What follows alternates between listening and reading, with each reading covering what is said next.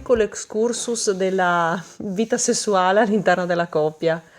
Nascita, crescita e morte possibile, perlomeno quello che si dice. Andiamo sul piccante stavolta, allora. Esatto. Non sempre spirituale, insomma. No, è molto spirituale.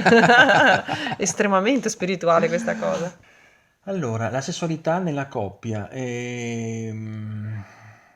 Sì, anche una cosa che mi viene a mente è che la sessualità in una coppia è una cosa che in qualche modo, cioè in discussione in generale, finisce un po', no? Si esaurisce, non c'è più quella vitalità iniziale, motivo per cui riprendendo anche gli altri Audio. audio-video, no, c'è proprio questa anche voglia di trovare situazioni esterne, no, che sono un po' più Giustificate arricchenti appunto dalla morte della sessualità all'interno della coppia della coppia, stabile. per cui giustamente tutti quanti, la maggior parte delle persone sempre queste credenze dicono appunto guarda che una coppia, la sessualità è una cosa che piano piano nel tempo è sempre quella, è normale. Scade come lo È normale, yogurt. per cui io dico che in questo c'è una forma di verità ed è vero che la situazione contingente della quotidianità di una situazione piano piano non ne senti più il gusto.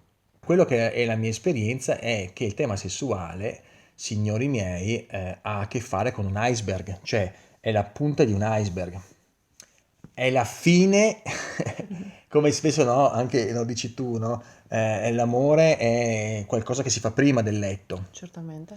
Cioè, e In questa è, piedi, ben vestiti. questa è una bella frase che fa capire che si costruisce l'atto dell'amore, no? L'atto erotico che anche la sessualità è tutto dentro. Cioè, con questo voglio dire che ovviamente se uno vive l'amore come una palestra, potrà avere solo la palestra, quindi giustamente una palestra dopo che tiri un po' di muscoli, dopo a volte è stanca e quindi sia fisicamente che il resto è un'abitudine, se il fisico chiama fisico ed è un livello. Però c'è anche un livello, potremmo dire, del cuore sull'amore, che è una cosa, un'esperienza che si fa solo se tu anche hai aperto questo livello di intimità, di delicatezza anche verso di te. E di solito viene anche dopo l'orgasmo, no? Questo aspetto di incontrarsi. Infatti lì vedi anche nelle coppie quanti sanno reggere questo livello, c'è chi si mette a fumare, chi a leggere, chi si alza, no? Perché ti fa capire proprio anche questa tenerezza, questa apertura che, non so, porterebbe invece a un pianto, a guardarsi negli occhi a mettere una musica bella e accarezzarsi dolcemente. Questo è già un livello che non tutti riescono a cogliere, quindi in qualche modo questo ti fa capire, diciamo, come c'è la complessità anche di passare a questo secondo livello, ma non è finita qui, perché c'è un terzo livello, io chiamo di livelli per far capire, che è quello spirituale, in cui anche far l'amore, diciamo, diventa una forma di immersione in uno spazio trascendente, veramente una cosa anche di ritornare anche a degli aspetti bambini profondi o di recuperare delle parti antiche o di un'osmosi che ti fa perdere la connessione di Dio come te e quindi ti fa anche elevare. Io delle Anche volte una percezione davvero più universale. universale.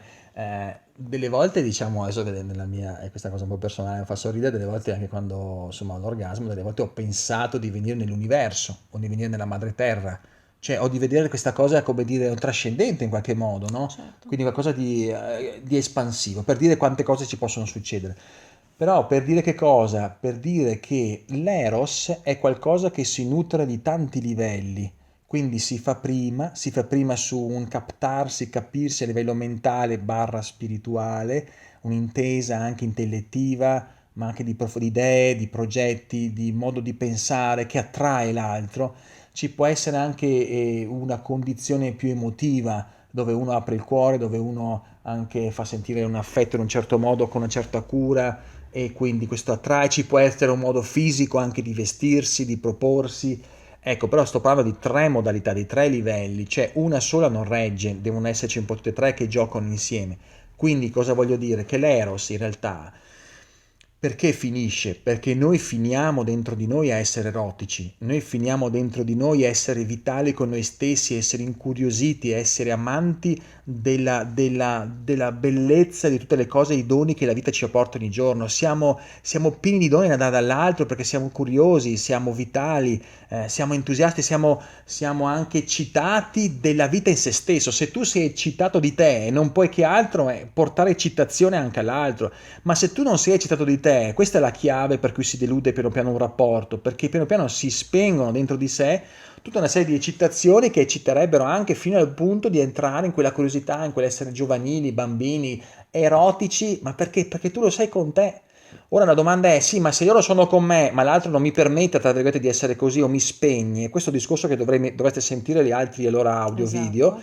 che è riguardo al tema della rettificazione di quanto bisogna aiutarsi a trovare il meglio di se stessi. Cioè, un'altra formula potrei dire della chiave di un buon rapporto è aiutarsi a essere sempre più eccitati, come.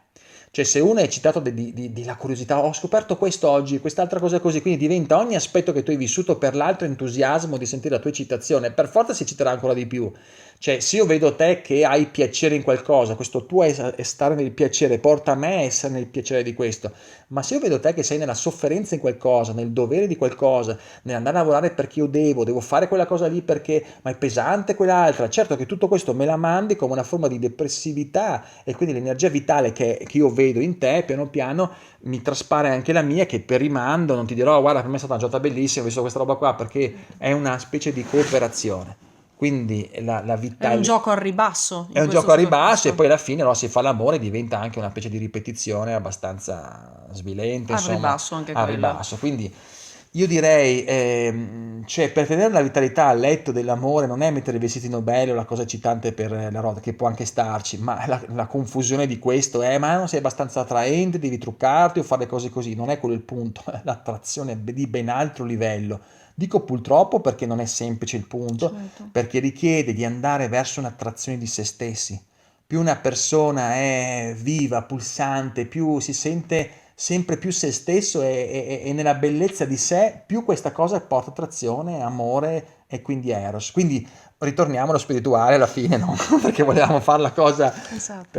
però così si traguarda, si percorre. Io penso a un eros che non ha età, perché anche se l'età viene fisica, non ha età, nel senso che comunque c'è Essendo legato all'anima, essendo allora una così stiamo parlando di un eccitazione altro profonda di livello. sé, Certo. di un trovarsi, di un riempirsi, di essere catalizzatore di bellezza delle cose che ti succedono e volerle capire, questo non può portare che ancora.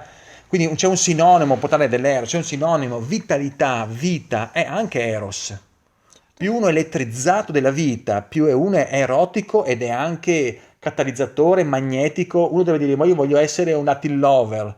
Se vuoi essere un Latin lover, devi essere amante della vita, non tanto amante delle donne. E Mhm. se tu vuoi una donna, vuoi attrarre gli uomini, se vuoi fare mandare le polverine, sappiamo bene il gioco che crea e tutto questo i rimandi che crea, ma se vuoi veramente attrarre una bellezza erotica, devi essere amante anche tu della vita, della bellezza e nel senso profondo e attrarrai qualcuno che con gioia vorrà condividere con te sta bellezza e quindi poi tutto l'eros di conseguenza.